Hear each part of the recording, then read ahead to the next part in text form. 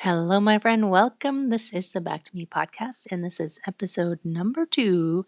And this one is about what the heck is self care.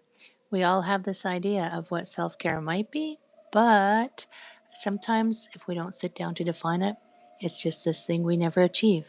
I hope you enjoyed this episode, and I look forward to seeing you soon. Take care.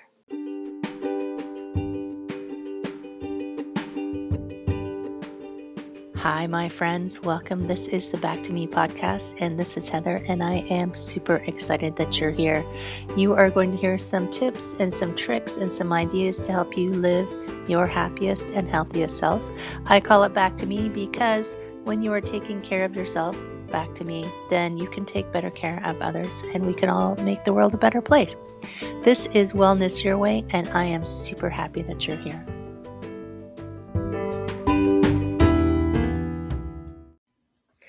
Hello, my friends. So it's Heather from Prosperity Flow Coaching, and this is Wellness Wednesday. And it's my Wednesday where I pop on live to give you some wellness tips and have a chat with you. And I think it's going to look like I'm live, but I've actually pre-recorded this because I'm doing myself some self-care, and I am not able to get onto the internet where I am right now. So this I have recorded, but I didn't want you to miss your self-care tips. So I recorded this and I'm posting it. So as you recall, last week we were talking about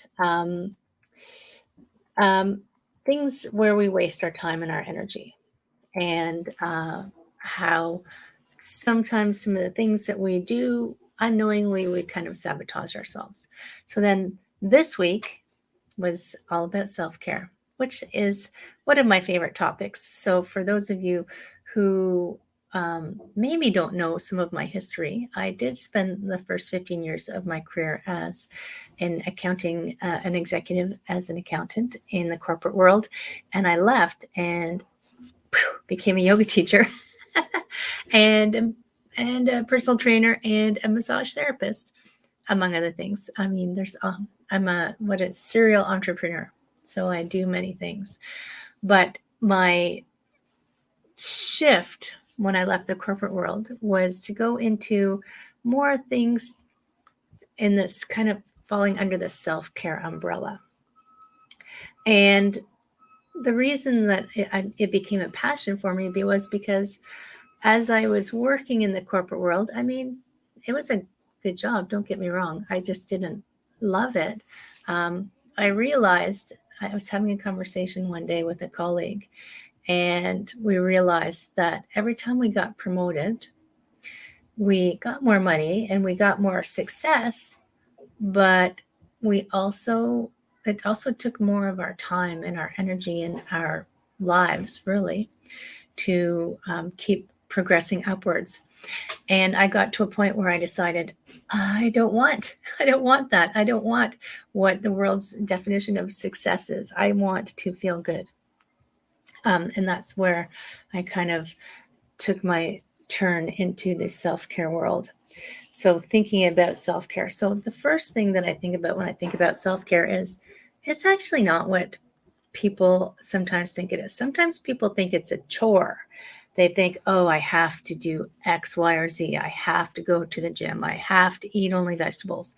I have to do this, this, this. I have to sit and gaze at my navel and pretend that I'm not thinking of something. But self-care is just that, taking care of yourself, your brain, your health, your energy, your body. You only get one body right now. We haven't figured out how to get you a new body, so you get one place to live, and you've got to take care of it, right? So when I think of self-care, it can fit under anything that makes you happy, whatever form that is, brings you energy, makes you feel good, and doesn't deplete you. So that's what I define as self-care. So everyone's going to have a different self-care plan. And sometimes it takes some time to figure out what that is, right? I can remember a long time ago, I was still an accountant at the time. And I read this quote, and I don't even know, or maybe I heard it. I don't even know where it came from. But Everyone is an experiment of one. What works for me may work for you, maybe a component of what works for you, or maybe something completely different works for you. And you don't know until you try. That's the thing. And sometimes you have to try it a few times to know if it's going to work for you.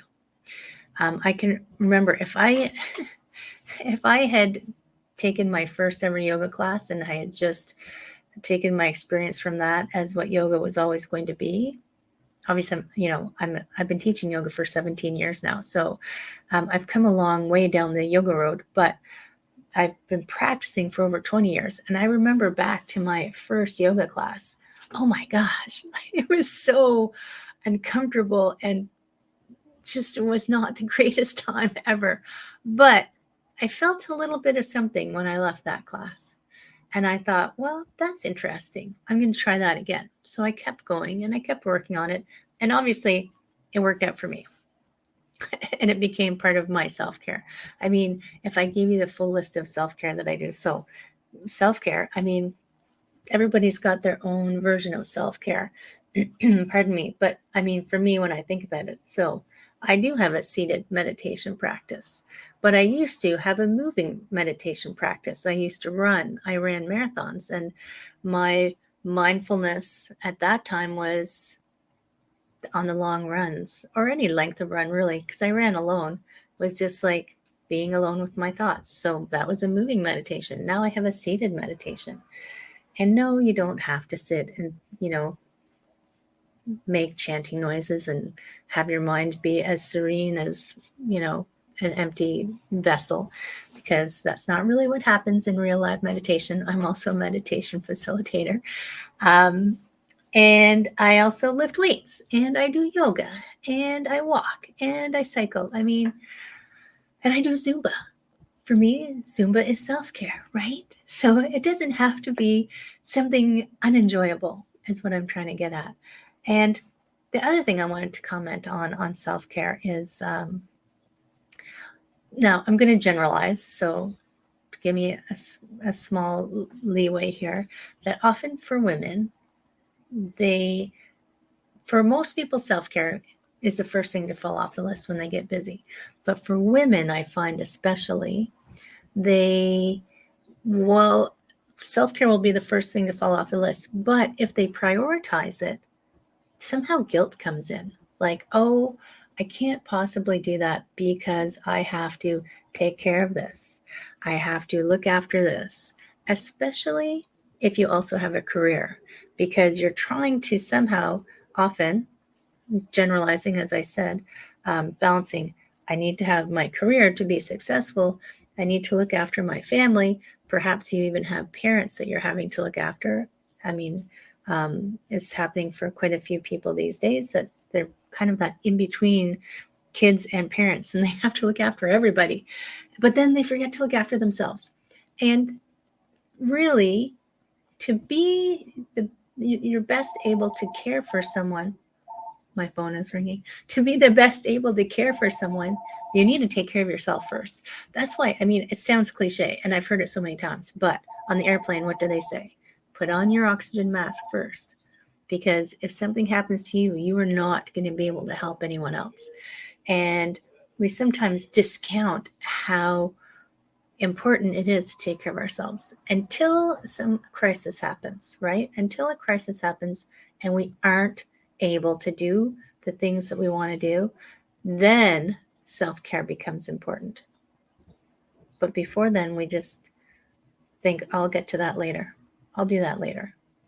But later never comes, and the best time to look after yourself is before something happens, before the crisis happens. I mean, I am launching a program where we're going to talk about just that, how to build your self-care package, your self-care plan that suits you, and how to make it a normal part of your life so you don't feel like you're taking it from somewhere else. You're not taking it from somewhere else. By taking care of yourself, you're actually able to give more to others, if that's what you choose to do. The program is called Back to Me, by the way, and the doors are not open yet, But you can get on the early opt-in list if you want more information. I will post a link for you guys in the information notes. So thinking about self-care, thinking about what is self-care and normalizing it, making it part of your normal life so that you actually take care of yourself and can show up better in the world. And when I think about the world, there's been a lot going on, granted, tons. I'm not even going to get started on any of that. But think of John Lennon. Can you imagine a world where if everyone was taking care of themselves, whatever form that takes for them, and was in this place where they felt good and they felt like they had enough energy and they felt empowered to, after taking care of themselves, being able to give back to others? What kind of world would that be in? I know it's a bit, some would say I'm too much a hippie, but whatever, I don't care. I like to imagine the most ideal thing that could happen. And even if I take baby steps towards that, that's what I'm going to do.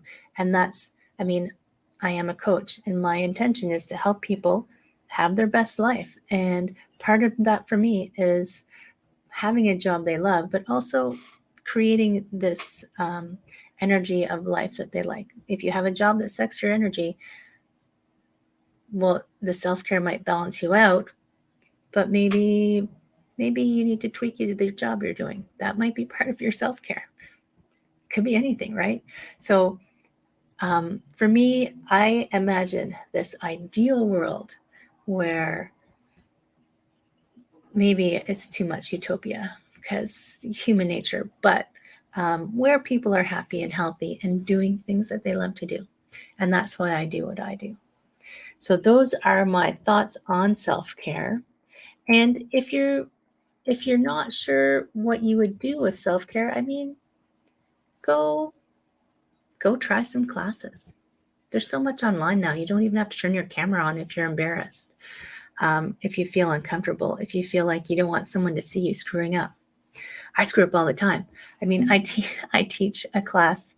I teach a yoga and Tai Chi fusion class in my online fitness studio. And I fall down. I just laugh. I'm like, it's okay. But I get back up again, right? And I keep working. So start exploring what would make you feel good, what energizes you. Go out and explore. Go start contemplating how self-care could fit into your life. And if you want to join, I'm only accepting 10 people into this program, Back to Me. We're going to spend 6 weeks together, and we're going to explore self-care and how to make it normal and to support each other, right? A community is a big part of being happy and healthy. If you're interested, click the link. Next week, we're going to talk about how to find your tribe, or what even that is. I find there's a lot of buzzwords flying around. Everybody's looking for their tribe. But think about, I'm going to talk about how you might possibly go about finding a community to support you. I hope you're having an amazing week. Even though this isn't technically live, pop me some comments, because I will be checking in and getting back and reconnecting with all of you once I'm back. And every now and then, my self-care is going somewhere where there's no internet. I hope you have a great week, my friends. Take care. See you soon.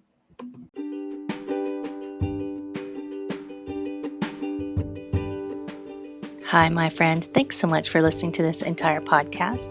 If you found it useful and you're like me and you like helping others, please feel free to share this. Give it a like, give it a comment. If you found something useful in it, there's a chance that someone else will find something useful as well. Also, if you have any questions at all, I can absolutely help, and I would love to help. You can email me at heather@prosperityflowcoaching.com. If you want more of this awesome content, you can follow me on Instagram, Heather Stewart Coaching. You can follow me on Facebook, Prosperity Flow Coaching. And I have a personal request. I want to help as many people as I can with these podcasts. And if you could give me a review, hopefully a good one, if you could share, if you could send this out into the world, I would truly appreciate it. I hope you have an amazing day, and I hope that you find your way to wellness by getting back to me. Take care, my friend.